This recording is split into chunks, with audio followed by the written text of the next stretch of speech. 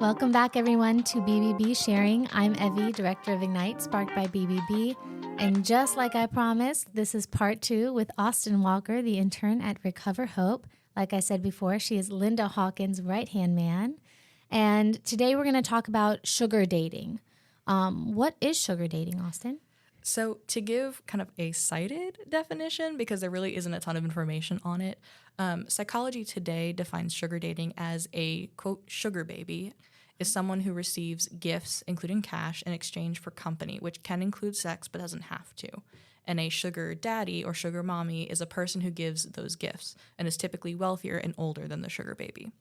So basically, sugar dating is a practice where typically older, more well-off individuals offer gifts, whether that's monetary or otherwise, in exchange to someone who is typically younger and less well-off for different things. This can be as simple as, give me a weekly phone call, tell me how your week's going, or, I've got this party coming up, be my arm candy.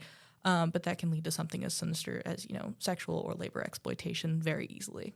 I have heard of sugar babies. I think in an age of Instagram and TikTok and Facebook and Miami, Florida, we learn about these types of things very easily and very quickly. And I didn't even know about sugar dating, but I have heard about younger people who provide certain services for older, more well-off people because they want certain items or want to live a certain lifestyle.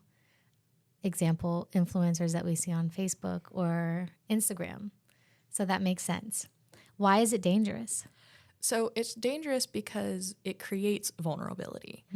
And something I'm sure Linda has mentioned is that human trafficking is the exploitation of vulnerability. Yeah. And so typically people believe this is okay because like the sugar daddy or sugar mommy is just giving them gifts. They don't always necessarily ask for something back, but this can quickly create that sense of dependency. And then say, how much of your soul are you willing to sell? Right. And that sense of dependency also opens the door for manipulation. And by creating that opening for manipulation and pressure, we open the door to that hurt and to that exploitation.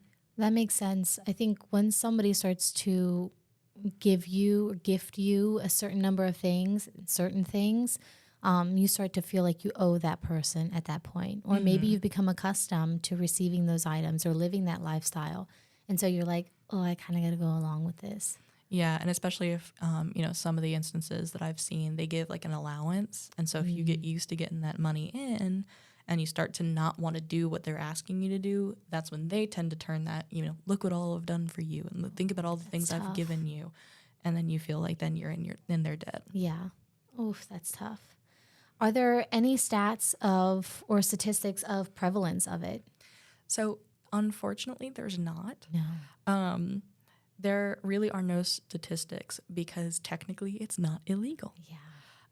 And so people don't really realize the potential for manipulation and the way that it opens these people up for the exploitation. The closest thing that I have to a statistic was from a research paper by a BA candidate at California State. There's one app called Seeking. It used to be called Seeking Arrangements. It's a popular sugar dating app. That claims to have over 10 million active members, a majority of which are in or currently seeking sugar relationships. So what that tells us is that there are over 10 million, at least, accounts being made to enter or that are currently in sugar relationships that can lead to or may already include exploitation and thus human trafficking. What happened to just working hours on end to save for a Louis Vuitton bag? Why do we Believe me, there are people still doing that. I was going to say, why do we have to resort to shady relationships? And I don't think Louis Vuitton's that much worth it. I don't think anything that has to do with potentially putting myself at risk mentally and physically is worth living a certain lifestyle that I want to live. Yeah, and the thing is that people don't realize that it's dangerous, People think that it's just, this guy, I caught his eye on Instagram and he offered to take care of me. Why not take advantage of this old guy wanting to give me all of his money, write me into his will? It's too good to be true. Right? It always is. When you ask yourself that question, when you say, is it too good to be true? Yes. Yes. The answer is always yes. Don't even question it. That's your gut trying to tell you, no, girl, run the other way. No, absolutely. So who are the people that are most vulnerable to sugar dating? So at the moment, our understanding of sugar dating, at least, is that most sugar babies are college students, either current or recently graduated. And this is estimated because those going off to college and trying to get settled after graduation are in such a transition time. They're usually just starting to gain independence or are fully gaining independence from, from school, from having to live on campus or having to live with parents. And they may be hurting for money, looking for extra income is usually what I see at least. And so you've got people who are trying to find their way into jobs and are stressed because, cost of living is so high and no one's willing to hire unless you have certain qualifications. I think when I was looking for a job, the average time of waiting was like 6 months. Yeah. And I can only imagine how bad it is right now. And especially after college and not having anything lined up for yourself, that can be really terrifying. Yeah, and I can tell you firsthand, for those listening in, for those watching, I'm 21 years old. I am a college student, which is part of why I'm so intense about this. This is such an important topic to me because I am that vulnerable group. I am that target audience. I am looking for a job. I'm currently trying to get ready to move up to the Nova area, which is already such an expensive area. Yeah. And with no one wanting to hire because I don't have a degree yet, because I still have a year to graduation, I am right in that vulnerable group. And so me and my friends are very, very passionate about this subject. And so it's so important for people to learn about this, especially if you have those younger kids in your life. Even if they're not going off to college, that, college age transition, even if they're not going into college, is still a time where these kids are seeking independence. And so they're still likely to fall into that. Absolutely. I think as far as like 18 to 24-year-olds right now are actually the most vulnerable age group to scams. Mm-hmm. We actually had a conversation about that here at the BBB and when we go to triad events. It used to be seniors. And seniors, when they learn that it's 18 to 24 now, they're like, what? It's the younger people? Mm-hmm. Yeah, because social media and, exposure to like such a high level of access to everything can do that to you. And it's also the change of technology. I'm not going to sit here and be like, AI is the problem to everything. But I think it's how you use it. Right. Yeah. But then technology, just as we advance, whether it's, new tech as in like new computers, new phones, or whether it's new ways to use the technology, new social medias, TikTok, Instagram, Snapchat, all of those, especially when they're brand new and are reaching to that younger audience, that's where we see that jump in vulnerability because, we're not used to looking for the signs on those particular platforms. That's true. And, I can only talk specifically for traffickers because that's kind of, what I focus on. But traffickers are dumb for doing this, but they're not stupid. They have to have a certain level of intelligence to do this kind of work and a certain level of charisma. High level of manipulation. I mean, that's its own type of intelligence right there. So they use these new technologies and they change the way that they work. And that's how they continually change who's vulnerable and constantly bring in those new people. Yeah. Oof. So what should we do if we notice that someone close to us or someone in general is in a sugar dating situation? So the only thing I can say for this is that sugar dating isn't illegal.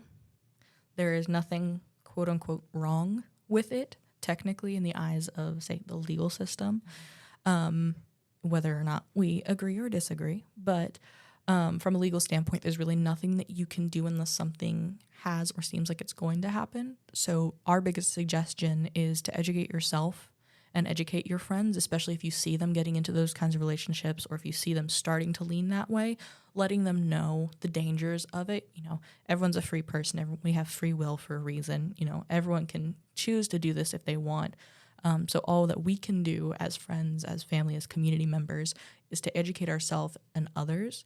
And then if they come to you that the relationship has turned sour, if they try to say that they're starting to hold them against their will, or if they say that it's starting to turn manipulative, that's when you can try and go more towards law enforcement. But unfortunately, if someone just says, hey, I just found somebody to be my sugar daddy, I'm going to be a sugar baby, you can't exactly call 911. No. They're not going to be able to do anything about They're it. going to have to learn that lesson unless they listen to you and they're like, yeah, you're right.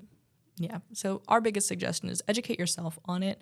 You know, we love telling people, do your own research. Yeah. You know, people hate doing research, but it's such an important part of understanding. Which fascinates me because the second I learn about something, I'm like, yeah, Google's my new best friend. New hyperfixation. Right? Every time, I mean, I could be watching a movie and I learn about something and I'm like, what did they mean by that? Yeah, and I am an IMDb'er, and so if I see someone, I'm like, wait, what were they in? Yeah. And I go down that rabbit hole, and then I'm like, wait, they said this about someone? What's that? See, I knew it. When you walked in here, I was like, this girl gets it. But thank you for coming in and talking about both of these very important topics. For those of you that are just now listening to the sugar dating topic that we've been talking about, there is a previous podcast episode, a part 1 to the series, where we actually talked about fair trade. Austyn gave us some great feedback on that, great information and advice on how to go about shopping fair trade. And then, of course, sugar dating. If you feel like your friends or cousins or any of your family members are getting involved with a situation like this, try to educate them as best as you can. Maybe have them listen to this podcast. I mean, there's nothing to say that a boyfriend can't provide for his girlfriend or a girlfriend for her boyfriend, but it's, you know, it kind of hits a gray area eventually. Yeah, and if you're ever unsure, you can always, you know, either ask people around you or, little shameless plug, recoverhope.org. You can email us.